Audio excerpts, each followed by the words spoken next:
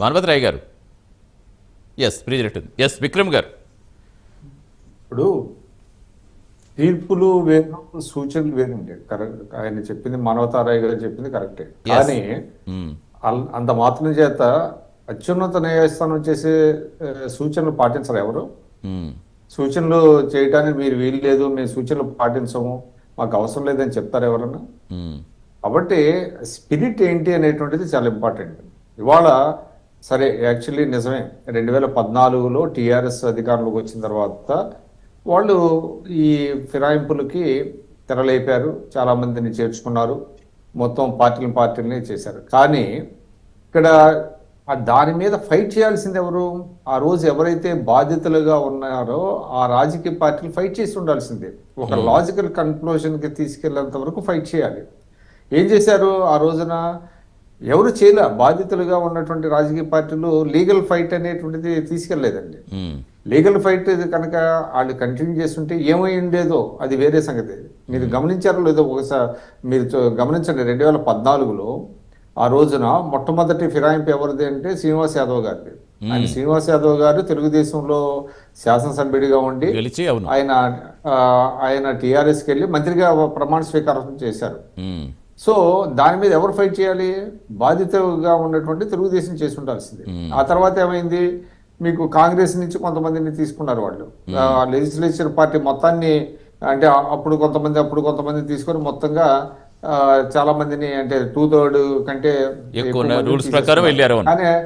కానీ దాని మీద ఎవరు చేయాలి లీగల్ ఫైట్? ఆ రోజు ఆ పార్టీ చేసి ఉండాల్సింది. చేసుంటే మీకు ఇవాళ మనకి అంటే సొల్యూషన్ ఏంటి? ఇటువంటి అప్రజాస్వామికమైనటువంటి చర్యలు జరుగుతున్నప్పుడు మనం కోర్టులను అప్రోచ్ అవ్వడం ఒకటే కదా ఉన్నది, మిగతాది ఏం లేదు కదా.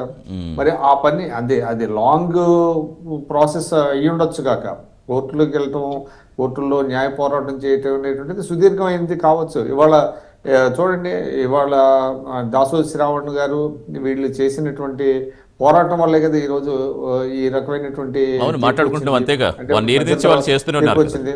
కాబట్టి ఇవాళ ఎందుకు జరిగింది, ఎందుకు మీరు వదిలేశారు అనేది కూడా చాలా ఇంపార్టెంట్. అది మీరు రిజల్ట్ ఏదైనా కానివ్వండి, మీరు మనకేంటంటే మన ప్రజాస్వామ్యంలో వేరియస్ ఆప్షన్స్ ఉన్నాయండి. You have to explore all the options. మీరు అసెంబ్లీలో మాట్లాడతారు, సరే అసెంబ్లీలో మీకు న్యాయం జరగదు, కోర్టులకు వెళ్తారు, కింద కోర్టుకి వెళ్తారు, అక్కడ న్యాయం జరగకపోవచ్చు, పై కోర్టుకి వెళ్తారు, ఎపెక్స్ కోర్టుకి వెళ్తారు. సో మీరు బీయింగ్ ఏ పొలిటికల్ పార్టీ, మీ డ్యూటీ ఏంటంటే you have to do a legal battle till the end. ఆ లాస్ట్ వరకు చేయాలి. అది టీఆర్ఎస్ మీద వాళ్ళు చేయలేకపోయారు. ఆ రోజు ఉన్నటువంటి ప్రతిపక్షం కావచ్చు, వేరే అవ్వచ్చు. అందువల్ల ఏమైంది, అది వాళ్ళు చేయలేదు కాబట్టి ఇవాళ ఏమంటున్నారు, మేము చేసాము, మీరు ఆ రోజు చేయలేదు, మీరు కలుపుకున్నారు, మీకు ఆ హక్కు లేదని అంటున్నారు తప్ప, మీకు ఆ రోజున కనుక లీగల్ బ్యాటిల్ చేసి ఉంటే ఈ పరిస్థితి వచ్చేది కాదండి. ఏదేమైనప్పటికీ ఈరోజు ఇటువంటి సమస్యలు రాజ్యాంగాన్ని, స్పిరిట్ని అర్థం చేసుకోకుండా కోర్టులకు ఏదో ఆంక్షలు ఉన్నట్టుగా, కోర్టులు కొన్ని వీళ్ళని డిక్టేట్ చేయలేవు, లేకపోతే వాళ్ళకి సూచనలు తప్ప ఇది చేయలేవు అనే కంటే కూడా రాజ్యాంగ స్పిరిట్ని అర్థం చేసుకొని దానికి కనుక యాక్ట్ చేయగలిగితే రాజకీయ పార్టీలు ఇటువంటి సమస్యలు రావు. డెఫినెట్గా విక్రమ్ గారు, ఎందుకంటే మీరు చెప్పినట్టుగా ఇప్పుడు కోర్టుల గురించి, కోర్టు తీర్పు గురించి మాట్లాడుకోవడం కాదు ఇక్కడ. రాజకీయ పార్టీలు ఎందుకు ఇంతలాగా కొంచెం కన్ఫ్యూజ్డ్గా వెళ్తున్నారు? నిజంగా మీరు అన్నట్టుగా అప్పుడే వాళ్ళు ఖచ్చితంగా గట్టిగా పోరాటం చేస్తూ ఉంటే అప్పుడు కాంగ్రెస్ మొత్తం అంతమంది ఎమ్మెల్యేలు బీఆర్ఎస్లోకి వెళ్ళినప్పుడు. ఎస్ మారుతిరాయ్ గారు వస్తున్న ఒక్క నిమిషం. మారుతిరాయ్ గారు, కాంగ్రెస్ పార్టీ కోర్టును ఆశ్రయించింది, హైకోర్టు తలుపు తట్టింది, సుప్రీంకోర్టు తలుపు తట్టింది. ఈ తతంగం కోర్టు నుంచి బెంచ్ మీదకి వచ్చేసరికి పుణ్యకాలం కాస్త అయిపోయింది. ప్రజా ప్రాతినిధ్య చట్టం, పార్టీ ఫిరాయింపుల చట్టంలోని 2/3 వంతు మెజారిటీ సభ్యులు పార్టీలో విలీనమైతే అది పార్టీ ఫిరాయింపుల చట్ట ప్రకారం సబబే. కాబట్టి ఆ విధంగా వాళ్ళు విలీనం చేసుకున్నారు. విలీనం అయితే అది వ్యతిరేకంగా ఇబ్బంది లేదు.